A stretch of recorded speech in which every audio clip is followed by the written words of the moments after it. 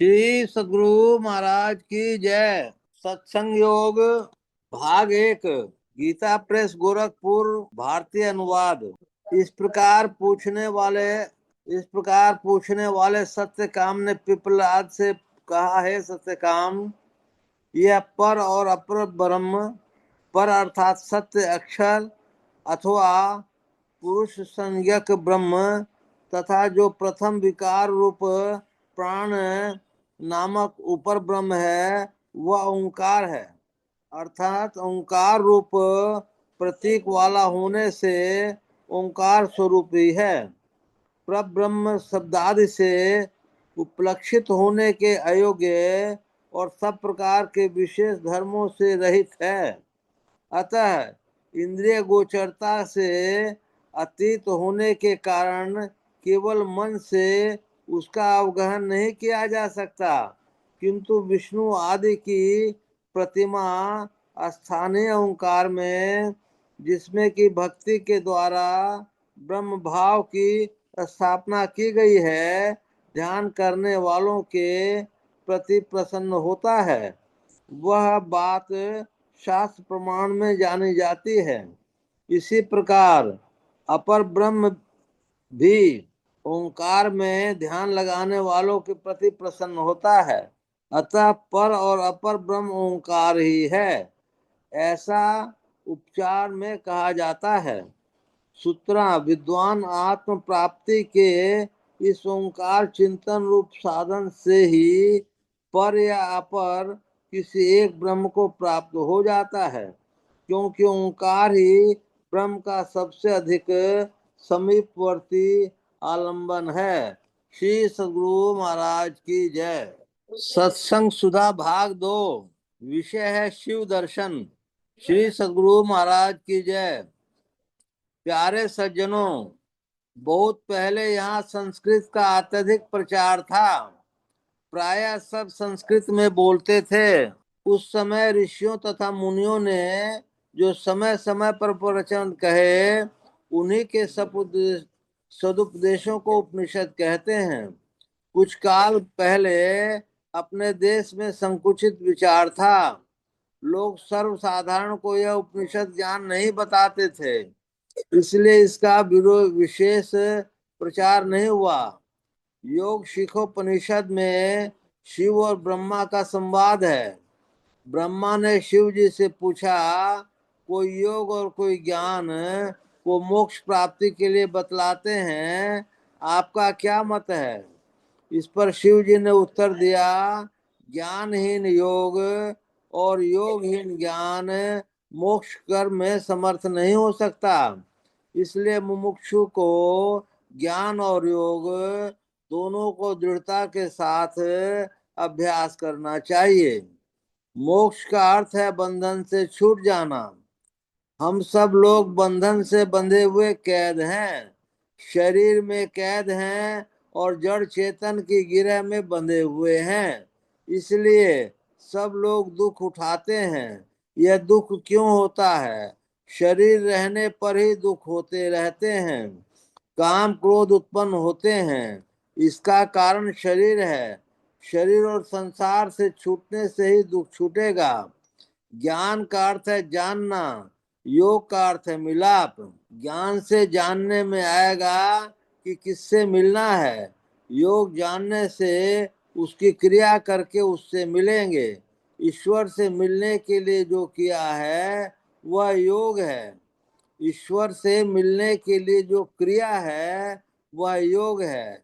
जप ध्यान सरल योग का अभ्यास है। सत्संग करना ज्ञान का अभ्यास करना है। शरीर और आत्मा को जानना ज्ञान है। शरीर और आत्मा को जानना ज्ञान है। लिखा पढ़ा आदमी पुस्तक पढ़ता है तो उसको ज्ञान होता है, किंतु किसी विशेषज्ञ के पास जाकर सुनने से विशेष ज्ञान होता है। अक्षर और मात्रा को पढ़ने से पुस्तक पढ़ लेते हैं, किंतु अर्थ ठीक ठीक नहीं समझ सकते। ठीक ठीक समझने के लिए ही लोग कॉलेज में विश्वविद्यालय में जाते हैं। इसलिए पढ़े लिखे लोगों को चाहिए कि जहाँ कहीं कोई विशेषज्ञ हो उनके पास जाकर सुने लिखें। यह जानकर ज्ञान योग दोनों का अभ्यास अत्यंत आवश्यक है। बहुतों का ख्याल है कि थोड़ा जप ध्यान करते हैं, इसी से मरने पर मुक्ति हो जाएगी। किंतु उपनिषदकार ने बताया कि मरने पर जो मुक्ति होती है वह मुक्ति नहीं है। जब तुम जीवन काल में मुक्ति प्राप्त करो और तुम्हें परमात्म स्वरूप की प्रत्यक्षता हो, तब तुम मरने पर मुक्त हो। फिर योग सुखोपनिषद में कहा गया है कि मरते समय जैसी भावना रहेगी उसी के अनुकूल शरीर होगा। यदि मरने के समय पाशविक भावना हो तो बड़ा बुरा होगा। इसलिए सचेत रहो कि मरने के समय यह बुरी भावना न रहे। जिस आदमी की जागृत अवस्था के काल में जिस ओर विशेष ख्याल रहता है, स्वप्न में भी वही वह देखता है। उसी प्रकार जीवन काल में जैसी बारंबार भावना रहेगी, मरने के समय भी वैसी भावना होगी। इसलिए जीवन काल में अच्छी भावना रखो, जिससे कि मरने के समय भी अच्छी भावना हो। जो मनुष्य मृत्यु के समय अचल मन से भक्ति से सराबोर होकर और योग बल से भ्रुकुटी के बीच में अच्छी तरह प्राण को स्थापित करके सर्वज्ञ पुरातन नियंता सूक्ष्मतम सबके पालनहार अचिंत्य सूर्य के समान तेजस्वी अंधकार से पर स्वरूप का ठीक स्मरण करता है, वह दिव्य परम पुरुष को पाता है। जीवन भर अपना कुछ पूजा पाठ करो, यदि उससे दर्शन नहीं हो या किसी प्रकार का प्रत्यक्ष अनुभव नहीं हो जाए तो संतोष नहीं होता। संतों की युक्ति है, जिसके अनुकूल साधन भजन करने से ऐसा होता है। जैसे ठाकुर वाड़े में कोई जाए और ठाकुर जी को नहीं देखे तो कहना चाहिए कि उसको देखने की आंख नहीं है। उसी प्रकार जिससे परमात्मा का कुछ चिन्ह देखने में आता है वह दृष्टि सबको है, किंतु उसने काम लेने के लिए देखने के लिए लोग नहीं जानते हैं। जानकर भी जितना साधन नहीं करते हैं। यदि साधन किया जाए तो प्रत्यक्ष हो जाएगा। जिनको दर्शन हुआ वे कहते हैं आपका शरीर शिवालय, इसमें शिवलिंग की स्थापना है। बाहर के प्रसार को शिवलिंग बनाते पूछते हैं आपके अंदर में बनी हुई प्रतिमा या शिवलिंग प्राकृतिक है, वह बना हुआ है ही, बनाने की जरूरत नहीं। वह नाद रूप है, शब्द रूप शिवलिंग है। शिवलिंग के नीचे जल ढरी रहती है, उसी प्रकार उस नाद के नीचे बिंदु है। शिवलिंग रूप नाद और बिंदु शक्ति चिन्ह रूप जल ढरी है। जो साधन करे उसको ये अपने अंदर में प्रत्यक्ष होंगे। जो अच्छी तरह कोशिश करे तो अवश्य देखेंगे। ये कोई ऊंचे दर्जे की चीज नहीं है, नीचे की ही है, किंतु मन को पवित्र रखना जरूरी है। जिसका मन पवित्र नहीं है वह उसे देख नहीं सकता। नाद का अर्थ है शब्द और बिंदु का अर्थ है छोटे से छोटा चिन्ह, जिसमें परिमाण नहीं केवल स्थान है, वह बिंदु है। बाहर में ऐसा चिन्ह नहीं हो सकता जो आंख से देखा जा सके। कोई आकार या दृश्य बिंदु के बिना बन नहीं सकता। कोई चित्र बनाओ, पेंसिल रखने से जो पहले चिन्ह उदय होगा वही बिंदु होगा। फिर उसी को बढ़ाकर लंबाई चौड़ाई बनाकर आकर बनाते हैं। इसलिए बिना बिंदु के कोई आकार नहीं बन सकता। असली बिंदु को कोई यौगिक दृष्टि से देख सकता है, उसके लिए किसी पेंसिल या कलम की जरूरत नहीं। अपनी दृष्टि को नोक जहां दृढ़ता से ठहरा दीजिए वही बिंदु उदित होगा। बिंदु जलधरी है, जलधरी पर शिवलिंग खड़ा होता है। उसी प्रकार जहाँ बिंदु उदित होता है उसके ऊपर नाद खड़ा हो जाता है। संसार में बिना शब्द के कोई जगह नहीं है। शब्द कैसे होता है? शब्द संघर्ष से होता है, गति से होता है। गति कहते हैं चलने को, कंप को। तारे चलते हैं, पृथ्वी चलती है, सबकी गति में शब्द होता है, किंतु आप सुन नहीं पाते। गति में ध्वनि है, संसार में सब पदार्थों की गति है। बिना शब्द के संसार का एक रत्ती भी खाली नहीं। हम लोग का शरीर बढ़ता है, इसमें भी गति होती है, इसके शब्द को सुन नहीं पाते हैं। नाड़ियां चलती हैं, इसमें भी आवाज होती है। जहाँ कुछ गति है, संचालन है, वही ध्वनि है। संसार गतिशील है, इसलिए संसार शब्द से भरा है। आपके शरीर में शब्द है। स्थूल शब्द को डॉक्टर लोग कान से यंत्र लगाकर सुनते हैं, किंतु बारीक शब्द को नहीं सुन सकते। बारीक शब्द तब सुन सकते हैं जब आप बिंदु को प्राप्त कर लें। बिंदु को प्राप्त करने वाला सूक्ष्म शब्द को सुन सकता है। वह शब्द शिव रूप है। शिव का अर्थ है कल्याणकारी। उसको जो प्रत्यक्ष करता है उसका कल्याण होता है। बिंदु में जो अपने मन को समेट सकता है, दृष्टि को समेट कर देखता है, तो उसमें शक्ति आ जाती है। फैलाव में शक्ति घटती है, सिमटाव में शक्ति बढ़ती है। जिसकी दृष्टि सिमट गई है उसकी शक्ति बढ़ जाती है। नाद रूप शिव को उसे प्रत्यक्षता हो जाती है। रूपा दृश्य का बनना बिना बिंदु के नहीं होता, इसलिए सब दृश्य का बीज बिंदु है। किसी आकार और दृश्य का आरंभ एक बिंदु से होता है और उसका अंत भी एक बिंदु पर होता है। दृश्य जगत का बीज बिंदु है और अदृश्य जगत का बीज शब्द है। जिसकी वृत्ति शब्द रूप शिव को पकड़ लेती है वह सारी सृष्टि को अंत कर जाता है। उसे मोक्ष के साथ परमात्मा स्वरूप की प्राप्ति हो जाती है। श्री सद्गुरु महाराज की जय। बोलिए प्रेम से श्री सद्गुरु महाराज की जय। मंगल मूर्ति सतगुरु मिलवे सर्वाधार। मंगलमय मंगल करण विनव बारंबार। धन्य धन्य सदगुरु सुखद महिमा कही न जाय। जो कछु कहूँ तुमरे कृपा मोते कछु न बसाय। पुनश्च सब धरती कागज करूं लेखन सब बन राय।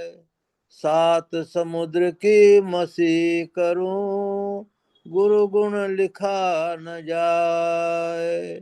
बोलिए प्रेम से श्री सद्गुरु महाराज की जय। अव्यक्त रूप से विराजमान संत सद्गुरु महर्षि मई परम जी महाराज के श्री चरणों में कोटि कोटि नमन, कोटि कोटि नमन, कोटि कोटि नमन। अव्यक्त रूप से विराजमान संत सद्गुरु महर्षि संत सेवी परम जी महाराज के श्री चरणों में कोटि कोटि नमन, कोटि कोटि नमन, कोटि कोटि नमन। उपस्थित अत्यंत ही भाग्यशाली सदात्माओं, आप सबको शत शत नमन, सहस्त्र सहस्त्र नमन, लाख लाख नमन। हम लोग का शरीर दो भागों में बटा है। आंख के ऊपर का भाग को ब्रह्मांड कहते हैं और नीचे के भाग को पिंड कहते हैं। मन बुद्धि चित्त और अहंकार ऊपर के भागों में है और 5 ज्ञानेंद्रियां और 5 कर्मेंद्रियां नीचे के भाग में है। हम लोगों को जानना चाहिए कि सत्य क्या है और असत्य क्या है। भासने में दिखता है कि संसार सत्य है, जबकि संसार असत्य है और आत्मा सत्य है। आत्मा को जानने के लिए हम लोगों को क्या करना चाहिए? गीता के 13वें अध्याय में 31 तत्वों को क्षेत्र कहते हैं और इन 31 को जानने वालों को क्षेत्रज्ञ कहते हैं। हम लोगों को इसी को जानना है। आकाश ललाट के अग्रभाग में माया शक्ति विराजमान है। ललाट के मध्य भाग में नाद रूपा पराशक्ति विराजमान है और ललाट के निचले भाग में बिंदुमयी शक्ति विराजमान है और बिंदु के बीच में जीवात्मा सूक्ष्म रूप से विराजमान है। हम लोगों को जीवात्मा कहाँ रहती है? जीवात्मा तो उसको हम लोगों को ढूंढना है। उसको खोजने के लिए हम लोग को बिंदुमय शक्ति के पास जाना पड़ेगा। बिंदु किसको कहते हैं? बिंदु छोटे से छोटे चिन्ह को कहते हैं जो प्रकाशमय हो और उसको हम लोग कैसे प्राप्त कर सकते हैं? तो गुरु महाराज के बताए हुए विधि से हम लोग बिंदु को प्राप्त कर सकते हैं। शाह सफेद तिलों बिच तारा, अविगत अलख रवि है, मुर्शिद नैनो बीच नबी है। नबी ईश्वर के दूत को कहते हैं। यदि हम लोग नबी को पकड़ पाते हैं, मतलब बिंदु को पकड़ पाते हैं, तो हम लोग ईश्वर के दूत को प्रणाम कर पाते हैं। ऐसे प्रणाम करने की विधि भी गुरु महाराज ने सत्संग सुधा सागर में बताई है कि अपने दोनों चेतन वृत्तियों को दौड़कर एक बिंदु पर एकत्रित करना, ये असली प्रणाम है। हम लोग हाथ जोड़ के प्रणाम करते हैं, ये प्रणाम तो है परंतु असली प्रणाम नहीं है। असली प्रणाम ईश्वर को करना तब होता है जब हम लोग अपनी चेतन वृत्तियों को जोड़ कर करके, जो कि प्रकाश में है प्रभु, मने उस तरह से हम लोग अपने को बनाते हैं। उसको बनाने के लिए हम लोगों को पहले पंच पापों को, जो महापाप कहे जाते हैं, उनको बहुत दूर कर देना पड़ेगा।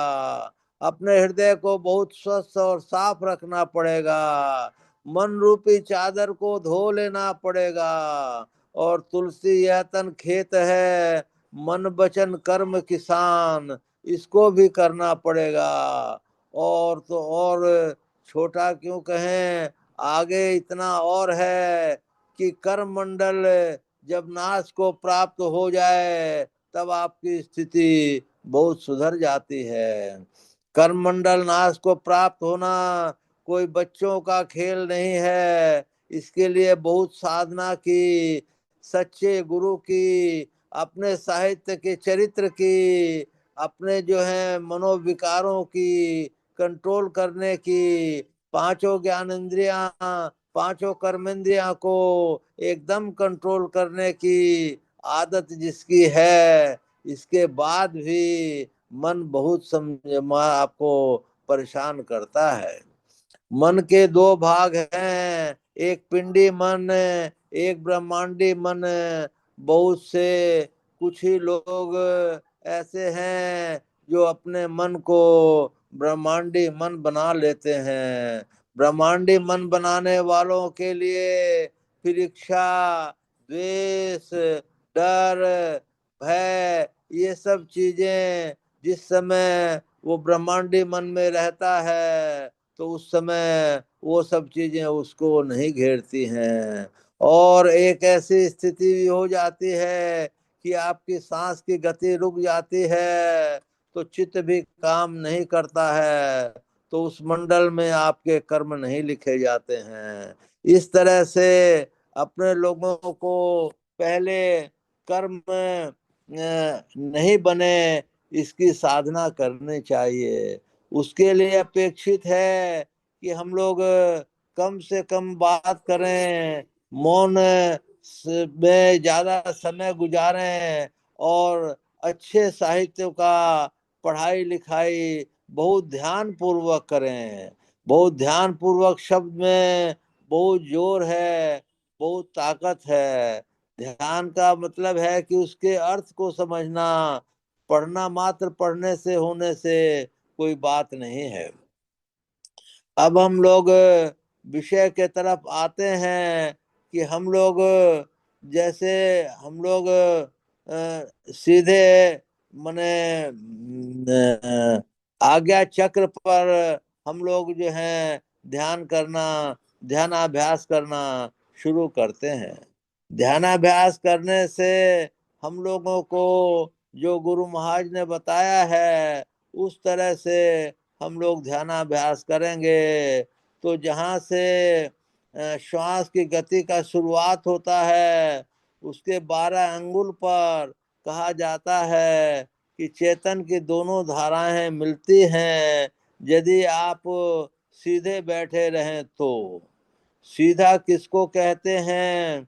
आप रीढ़ की हड्डी को एकदम 90 डिग्री पर रखते हुए आलती पालती मार करके बैठते हैं, और उसमें जरा सा भी माने 3 घंटे तक हिलडुल नहीं होती है, तो आपका आसन सिद्ध होता है। आसन सिद्ध होने के बाद भी आपको गुरु कृपा की जरूरत माने बहुत भयंकर जरूरत होती है। उनकी कृपा के बिना कोई जो है तीसरा तिल नहीं देख सकता। जब तिल की हम लोग को दर्शन होते हैं तो उसके पहले हम लोग को गुरु का मानस रूप आज्ञा चक्र पर दिखाई देना परम आवश्यक है। अगर वो नहीं होगा तो फिर आपके स्वर्णिम तिल के दर्शन, प्रकाशमय तिल के दर्शन नहीं होंगे। दर्शन नहीं होंगे तो जलधरी नहीं मिलेगी, तो वो शंकर का रूप आप नहीं देख सकते हैं। कौन सा शंकर? जो भला और कल्याण करने वाले शंकर हैं, उनका रूप आप नहीं देख सकते। मतलब प्रकाश और शब्द दो की महिमा है। प्रकाश और शब्द, शब्द जो है ओम है, स्फोट है, उद्गीत है, यही सब शब्द हैं जो परम प्रभु सर्वेश्वर को अत्यंत प्रिय हैं। तो हम लोगों को दो साधना मेन में इम्पोर्टेंट है, प्रकाश और शब्द। लेकिन इसका प्राप्ति कब होगी? जब मानस जप और मानस ध्यान करेंगे। गुप्पा घाट में एक राम लगन बाबा थे, वो जो है स्वर्गवास हो गया। वो जो है गुरु महाराज के भी चहेते थे, और गुरु महाराज के भी कुछ बातों को ये कर देते थे। लेकिन उसमें खूबी क्या थी कि जब चाहते तब गुरु महाराज का स्क्वायर रूप का चेहरा अपने आज्ञा चक्र पर ले आते थे, तो गुरु महाराज को भी उनकी बात माननी पड़ती थी। जो भक्त, जो कोई भी भक्त गुरु महाराज का, सर्वेश्वर का जिस किसी का भी होगा, उनको रिझा लेगा, तो उनको भी उनकी कुछ न कुछ बात माननी पड़ती है। इसलिए अपने चरित्र को पहले हर एक तरह से साफ कर लीजिए। फालतू बातों से समय नष्ट मत कीजिए, और अपना आहार, निद्रा, सोना, जागना, उठना, बैठना, प्रत्येक सांस की कीमत समझिए कि आपके सांस की कितनी कीमत है। क्या प्रभु सर्वेश्वर ने कितनी कृपा कर करके ये मनुष्य जीवन दिया है। ये मनुष्य जीवन लगभग कोई भी मने दे नहीं सकता उस परम प्रभु सर्वेश्वर के बिना। इसलिए हम लोग को पहले अपने मरने की तैयारी में ये ध्यान रखना चाहिए कि हमको अब मरने के बाद मनुष्य जन्म अवश्य ही मिले। इसके लिए साधना, सत्संग और ज्ञान की आवश्यकता है। हमको करना क्या है? अपनी आत्मा को जानने का प्रयत्न करना है। अपनी आत्मा को जानने के प्रयत्न में आपको अपने चरित्र को बहुत ज्यादा शुद्ध रखना पड़ता है। तुलसी यह तन खेत है, मन वचन कर्म किसान, और मन रूपी चादर को धोई लीजिए, धोई लीजिए, धोई लीजिए। तो वो मन जो है, आपका जो पिंडी मन है, वो ब्रह्मांडी मन बन जाएगा। और ब्रह्मांडी मन बनने के बाद आपको इच्छा, द्वेष, काम, क्रोध, मद, लोभ, मात्सर्य, आलस, ये सब अवगुण नहीं रहेंगे। इस सब अवगुण के रहते ही विभिन्न प्रकार के कर्म होते हैं, जो आपका कर्म मंडल को शुभ और अशुभ दोनों गति में ले जाते हैं। इसलिए हम लोगों को ध्यान रखना चाहिए कि मन रूपी चादर को धो लेना चाहिए, धो लेना चाहिए, धो लेना चाहिए, और परम प्रभु सर्वेश्वर को ही भक्ति करनी चाहिए। ये जगत झूठा है और हम सच्चे हैं। हम का मतलब हमारे अंदर जो जीवात्मा आत्मा बसती है वो सच्ची है, उसका न नाश होता है न विनाश होता है। उसको हम जान लेंगे तो सर्वेश्वर तक पहुंच जाएंगे। आत्मा अणु है, जीवात्मा अणु है, और परमात्मा विभु है। अणु को विभु में मिला दें, यही सत्संग है। बोलिए प्रेम से श्री सद्गुरु महाराज की जय।